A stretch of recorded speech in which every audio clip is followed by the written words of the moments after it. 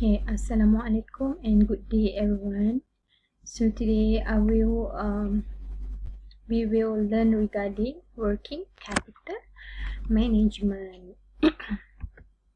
Okay, so from this topic, okay, you should be able to define the working capital management and the approach to working capital management. Okay, what is working capital? Okay, working capital comprised of current asset minus its current liabilities. When people ask you what is working capital, simple. Current asset minus current liability. Okay, current asset comprised of all the current asset except the non-current asset. Okay, example of current asset, the cash, okay, cash in hand, cash at bank, account receivable, and then current liability, for example, short-term loan and account payable, or we call it as the creditor. Okay, current asset comprise principally of inventories. As I mentioned just now, the current asset comprise of inventories, account receivable, cash, and short-term securities. So basically this asset are term current. Dinamakan current sebab apa? The asset can be converted into cash within 1 year or less than 12 months. That's why we call it as a current asset. Current liability comprise principally of account payable, the accruals, short-term borrowings, and tax payable. So these are obligations owed by the firm that are expected to come due within 1 year or less. For example, short-term borrowings. So you need to pay within 1 year or less. Net working capital is the difference between firm current asset and current liability. So basically, in working capital, we have the current asset and current liability. Di mana when current asset minus current liability, you will get the net working capital. So working capital management involves all aspects of the administration of current asset and current liability. So working capital management involves how you manage your current asset as well as the current liabilities. Short-term financing problem, therefore, can arise in the management of firm's investment in current asset and its use of current liability.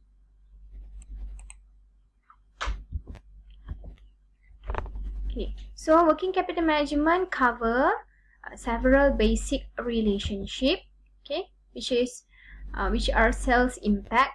So we have to determine the appropriate levels of receivable and inventories to maintain liquidity. So must choose the levels of cash and marketable security to maintain, and relation with stakeholder, where customers are concerned with price, availability, quality and service, the goodwill and reputation of the firm. So the firm would also have similar concern about its supplier. So that's why we have to focus on the working capital management. And then firm reputation depends on its ability to efficiently manage its current asset and current liability. Of course lah, nak tengok firms whether it is stable or not, you can refer to their ability to manage the working capital. Most importantly, how they manage the current asset and current liability. Okay, so this is the guiding principle about working capital finance. Okay, when the firm hold greater quantities of marketable security and inventory, okay, when the firm hold greater quantities of marketable security and inventory, the firm profitability will be lower and the liquidity will be higher.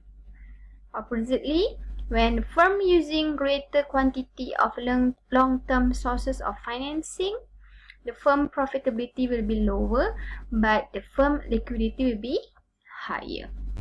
This is the rules and principle of working capital finance.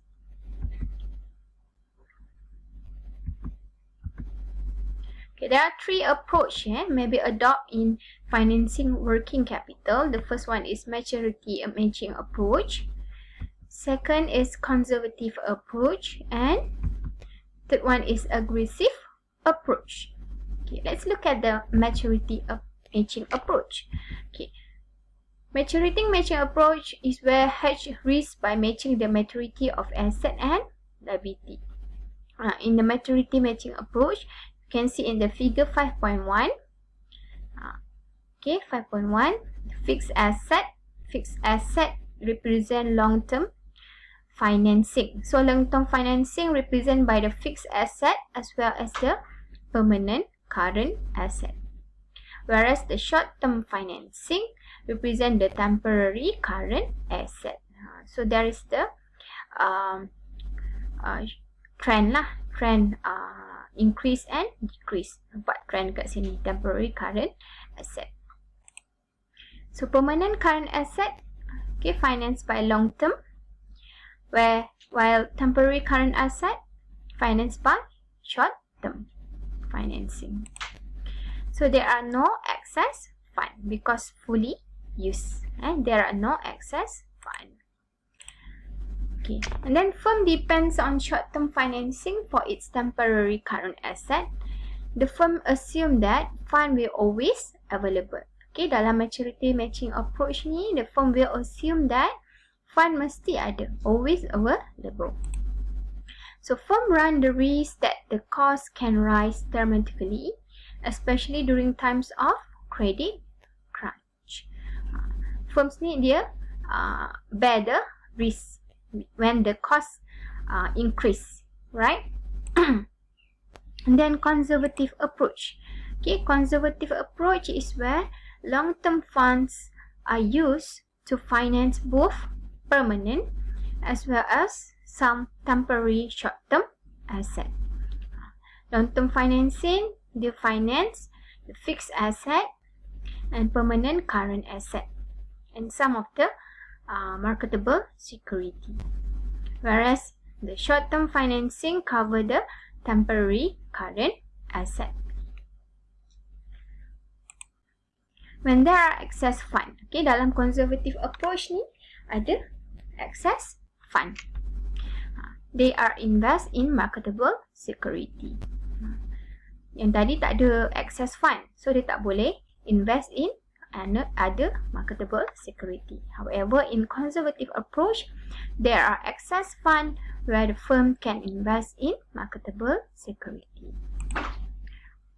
Okay, now under aggressive approach, okay, under aggressive approach where use of less long-term and more short-term financing than the conservative approach. Maksudnya dia guna kurang long-term tapi lebih short-term financing than conservative approach. So higher expected return and profitability comes at the expense of the firm willingness to take on greater risk. Bila firm, okay, this is a law of risk straight return. Bila firm willing to take more risk, meaning to say that the expected return will be high. More risk, higher return. That is the rule. Okay, for example,